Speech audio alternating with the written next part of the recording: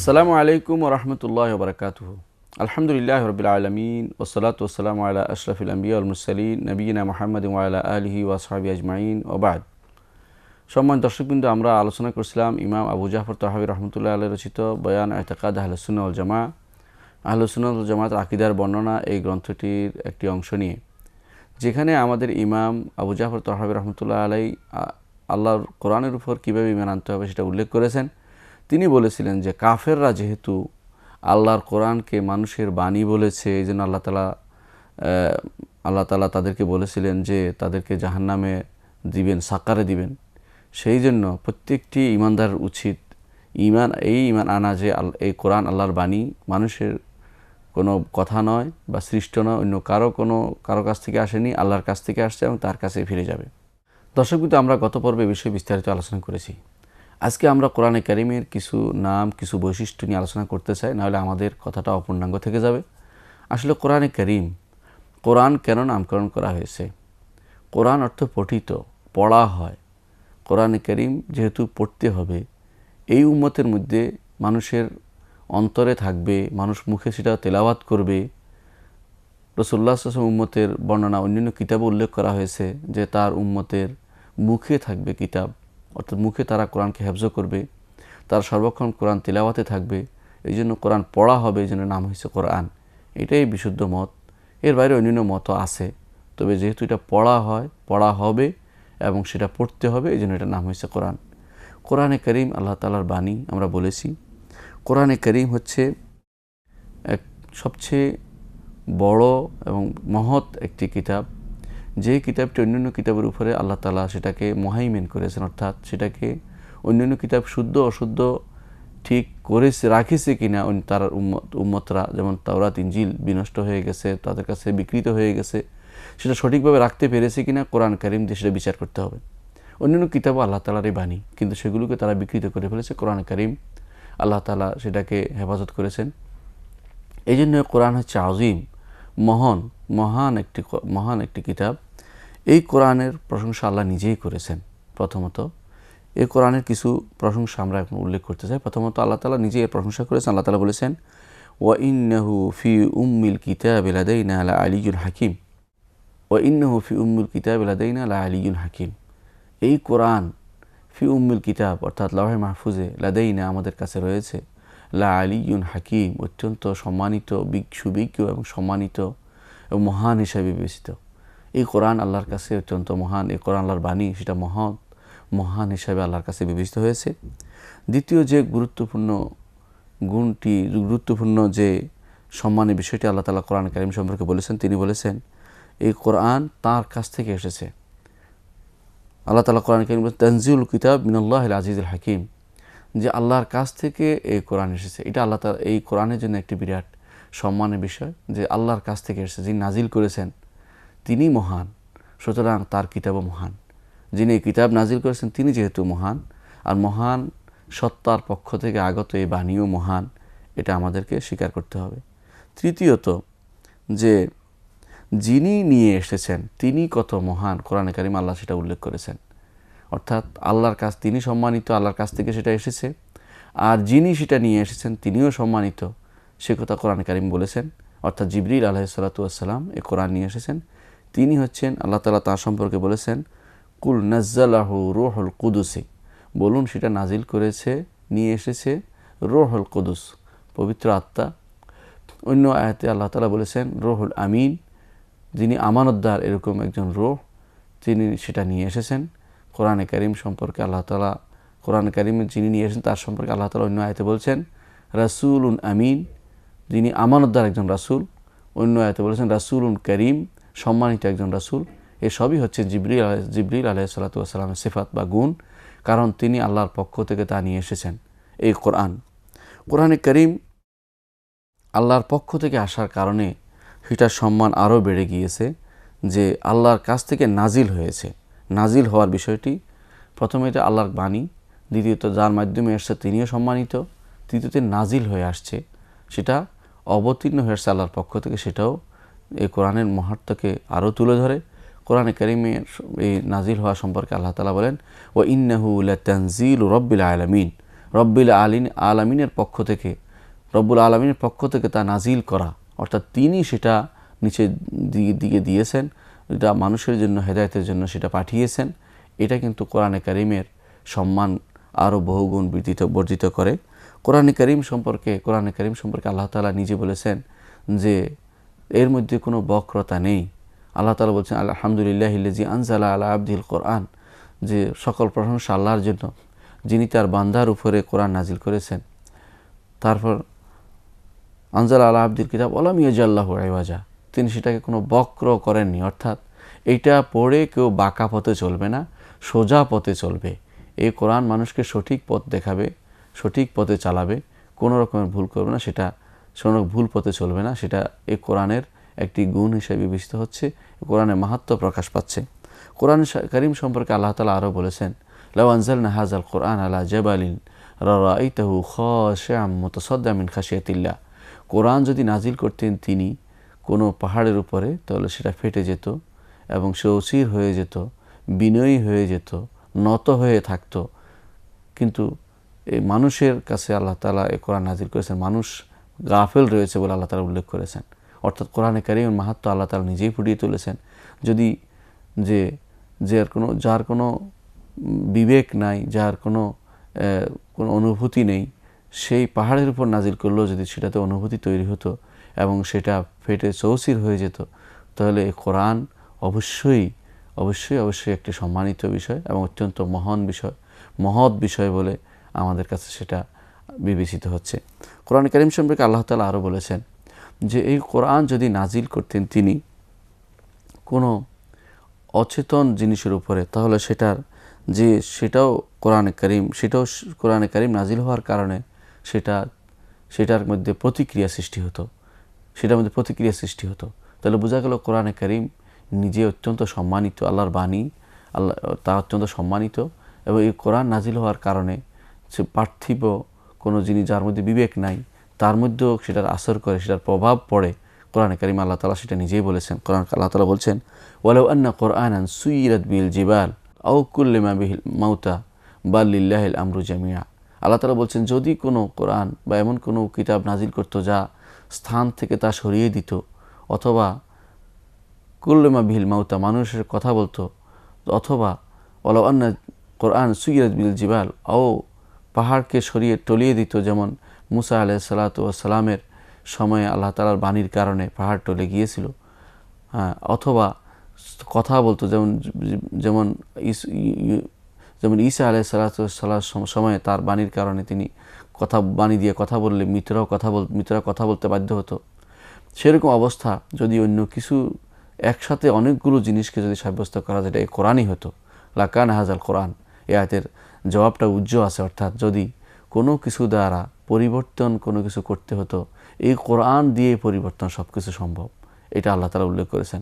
অর্থাৎ কোরআনের এমনই মাহাত্ম্য, এমনই মর্যাদা যে এই কোরআন দিয়ে আল্লাহ তাআলা তিনি এই সবগুলি করেছেন। যেভাবে অন্যান্য কিতাব নাজিল করার মাধ্যমে অনেক কিছু পরিবর্তিত হয়েছে, তেমনিভাবে কোরআন দিয়ে তিনি এই সব কিছু কোরআন দিয়ে তিনি পরিবর্তন করবেন, এটা আল্লাহ তাআলা বলেছেন। তাছাড়া এই কোরআন আল্লাহ তাআলার পক্ষ থেকে চ্যালেঞ্জ হিসেবে আছে।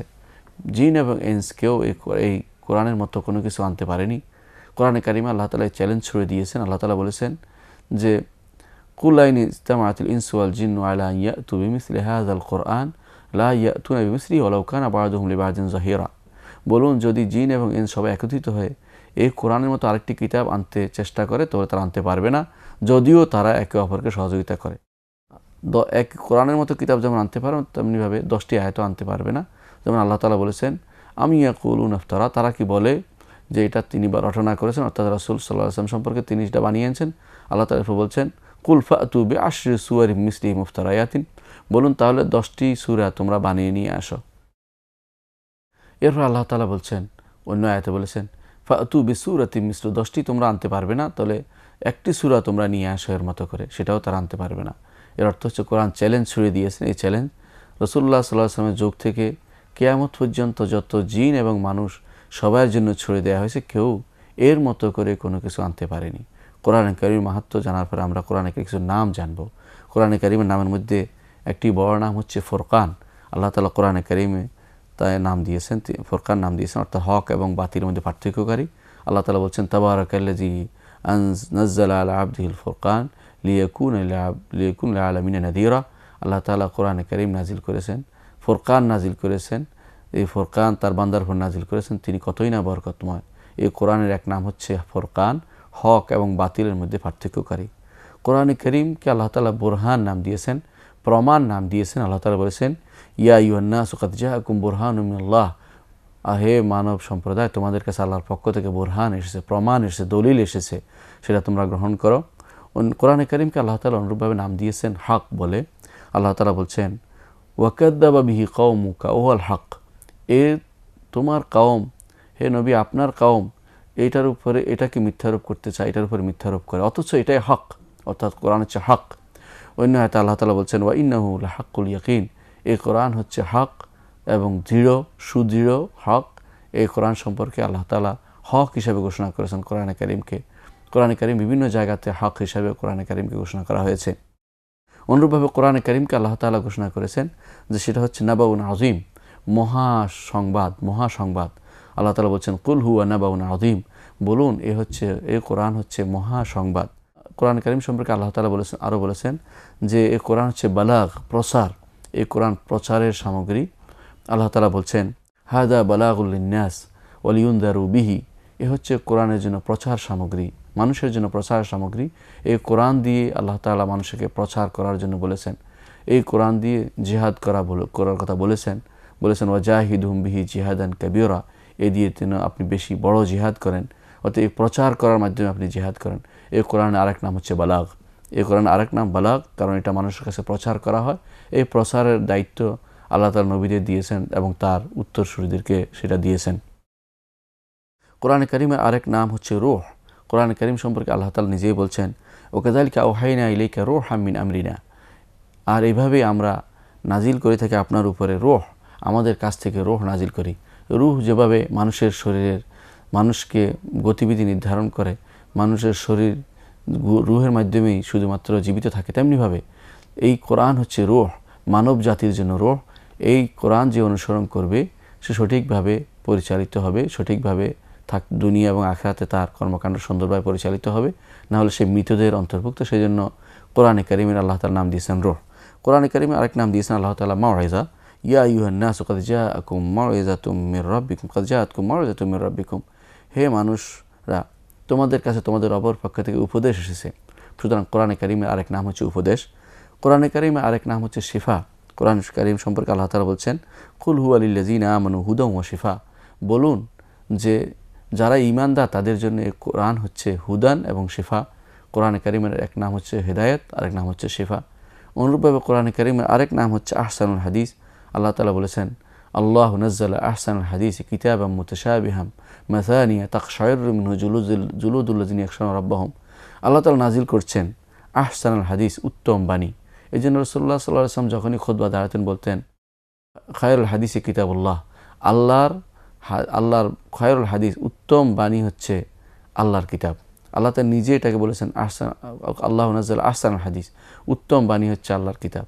সবচেয়ে উত্তম বাণী পৃথিবীতে, সবচেয়ে উত্তম বাণী আগের এবং পরের সমস্ত কিছু বাণী, যত বাণী আছে তার মধ্যে উত্তম বাণী হচ্ছে আল্লাহ তাআলার বাণী। এগুলি আল্লাহ তাআলার বাণী। কোরআনে কারীমের বিভিন্ন নাম, আল্লাহ তাআলা কোরআনে কারীমের বিভিন্ন গুণও কোরআনে কারীমে আল্লাহ তাআলা উল্লেখ করেছেন।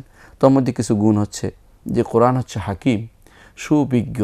কোরআনের কোনো কথা মানুষের কাছে কখনো প্রমাণিত হবে না যে এটা বাস্তব বিরোধী, এমন কিছু প্রমাণিত হবে না। বরং কোরআন যা বলেছে সেটা সুবিজ্ঞ, এটা প্রজ্ঞাময়, এটা বিজ্ঞানময়। এই জিনিসটা কোরআনে কারীম নিজের নাম দিয়েছেন যে হচ্ছে বিজ্ঞানময়। কোরআনে কারীমের সম্পর্কে আল্লাহ তাআলা বলছেন ইয়াসিন ওয়াল কোরআনুল হাকিম, কোরআনকে হাকিম হিসেবে আল্লাহ তাআলা গুণান্বিত করেছেন। অনুরূপভাবে কোরআনকে আল্লাহ তাআলা আজিজ হিসেবে গুণান্বিত করেছেন। আজিজ শব্দের অর্থ হচ্ছে প্রিয় এক অর্থ, আরেক অর্থ হচ্ছে প্রবল পরাক্রান্ত, অর্থাৎ সেটাই সত্য, এটার বাইরে আর কিছু নয়। কোরআনে কারীমে আল্লাহ তাআলা সেটা সম্পর্কে বলেছেন ওয়া ইন্নাহু লাকিতাবুন আজিজ, এই হচ্ছে একটি কিতাব যা প্রবল পরাক্রান্ত, যা সব কিছুর উপরে যার প্রভাব বিস্তার করে থাকে, সে হচ্ছে কোরআনে কারীম। কিতাবকে আজিজ বলেছেন। কোরআন কারীমকে আল্লাহ তাআলা অন্য আয়াতে বলেছেন ওয়া ইন্নাহু লাকিতাবুন কারীম, কোরআনে কারীম হচ্ছেন সম্মানিত, কোরআনে কারীম হচ্ছে সম্মানিত। এই কোরআন সম্মানিত সব দিক থেকে, অর্থাৎ স্রষ্টার বাণী হিসেবে সম্মানিত, মানুষের আমলগত হিসেবে সম্মানিত, অর্থের দিক থেকে সম্মানিত, সেটার অর্থ গূঢ় রহস্য জানার দিক থেকেও সেটা সম্মানিত। সুতরাং কোরআন হচ্ছে করিম। কোরআন করিমকে আল্লাহ তাআলা নাম দিয়েছেন কোরআন করিম।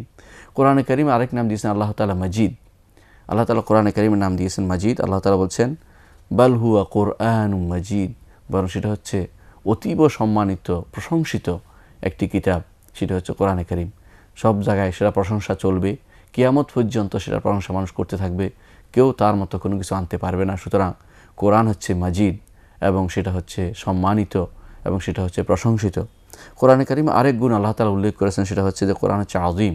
আল্লাহ তাআলা বলছেন ওয়ালাকাদ আতাইনাকা সাবআম মিনাল মাথানি ওয়াল কোরআনিল আযীম, অবশ্যই আমরা আপনাকে দান করেছি সব 60টি আয়াত যা বারবার পড়া হয়, এবং কোরআন যা মহান, মহান বলে আল্লাহ নিজেই ঘোষণা করেছেন। কোরআনের একটি গুণ হচ্ছে যে এটা মহান। কোরআন আরেকটি গুণ হচ্ছে যে কিতাব বাশীর এবং নাদির, সুসংবাদ দানকারী এবং সেটা ভীতি প্রদর্শনকারী। কোরআন কারীমের এই বিষয়টি সম্পর্কে আল্লাহ তাআলা বলছেন অন্য আয়াতে কিতাবুন ফুসসিলাত আয়াতুহু কোরআনান আরাবিয়্যান লিকাওমিন ইয়ালামুন, এই হচ্ছে একটি কিতাব যার আয়াতসমূহকে সুস্পষ্টভাবে বিস্তারিত বর্ণনা করা হয়েছে আরবি ভাষায় এমন জাতির জন্য যারা জানে, যারা শিখতে চায় তাদের জন্য। বাশীরান ওয়া নাযীরান, কোরআন এসেছে দুনিয়াতে বাশীর হিসাবে, নাযীর হিসাবে, সুসংবাদ দেওয়ার জন্য। এবং কিসের সুসংবাদ দিবে? জান্নাতের সুসংবাদ দিবে যারা ভালো কাজ করবে। ওয়া নাযীরান, এবং ভীতি প্রদর্শন করাবে, জাহান্নামের ভয় দেখাবে, আযাবের ভয় দেখাবে যারা খারাপ কাজ করবে, যারা কুফরি করবে। কোরআনে কারীমের আরেকটি বড় গুণ হচ্ছে, কোরআনে কারীম আল্লাহ তাআলা বলে দিয়ে সেটা হচ্ছে লা ইয়াতিহিল বাতিলু মিন বাইনি ইয়াদাইহি ওয়ালা মিন খালফি, কোরআন তার আগে এবং পিছে কোরআনে কারীমের কোনো বাতিল আসতে পারবে না। অর্থাৎ কোরআনে কারীম আল্লাহ তাআলা হেফাজত করে দিয়েছেন, সেখানে কোনো বাতিল প্রবেশ করাতে পারবে না কেউ। কোরআনে কারীম এমনই একটি মহান কিতাব, এই কিতাবের উপরে আমাদের ঈমান রাখতে হবে। যেভাবে আমরা পূর্বে উল্লেখ করেছি সেভাবে এই মহান কিতাবের মহত্ব বুঝে এবং তার বিশেষত্বসমূহ জেনে আমাদেরকে তার উপর ঈমান আনতে হবে। এটাই আমাদের আজকে শেষ কথা। আল্লাহ আমাদেরকে বোঝার তৌফিক দান করুন। আসসালামু আলাইকুম ওয়া রাহমাতুল্লাহি ওয়া বারাকাতুহু।